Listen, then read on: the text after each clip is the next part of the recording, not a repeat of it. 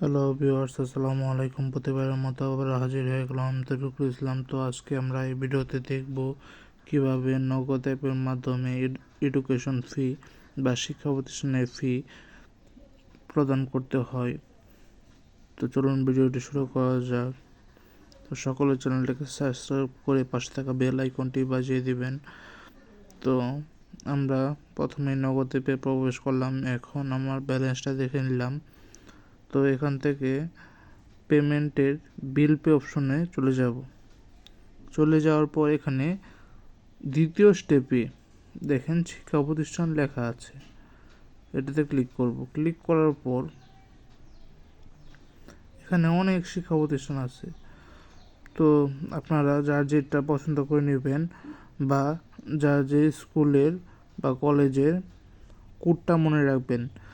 যেমন এখানে প্রত্যেকটা স্কুলেরই নিচে কোড দেওয়া থাকে।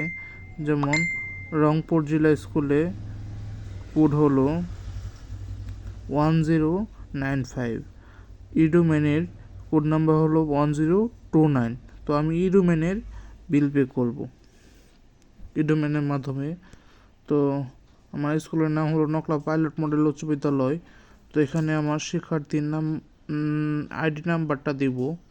তারপর এখানে যে কোনো একটা নাম্বার দিয়ে দিব, 01745877618। তারপর পরবর্তীতে দিব নেক্সট টাইমে। এখানে সমস্ত ডকুমেন্ট চলে আসবে, এই যে মোবাইল নাম্বার কার্ডটা দেওয়া, কত টাকা আপনার এসেছে, তারপর প্রতিষ্ঠানের কোড, তারপর হলো নাম, তারপর শিক্ষার্থীর কোড বলতে আর কি শিক্ষার্থীর যে আইডি নাম্বারটা আছে সেটা। তো সমস্ত কিছু ঠিক থাকলে এখানে পরবর্তীতে ক্লিক করব। ক্লিক করার পর এটাতে একটা জিনিস খেয়াল করবেন, এটাতে কোনো চার্জ নেই। তো আমরা নেক্সটে ক্লিক করব। পরবর্তীতে ক্লিক করার পর ট্যাপ করে ধরে রাখবো, একটু সময় নেবে। এই দেখেন পেমেন্টটা সাকসেসফুল হয়ে গেল। এখন যদি আমি রিসিপ্টটা ডাউনলোড করতে চাই, তো রিসিপ্ট দেখে এবং ডাউনলোড করে রেখে দিতে পারবো।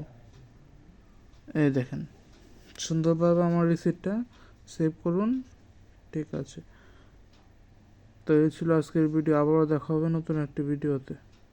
সকলেই ভালো থাকবেন। আসসালামু আলাইকুম।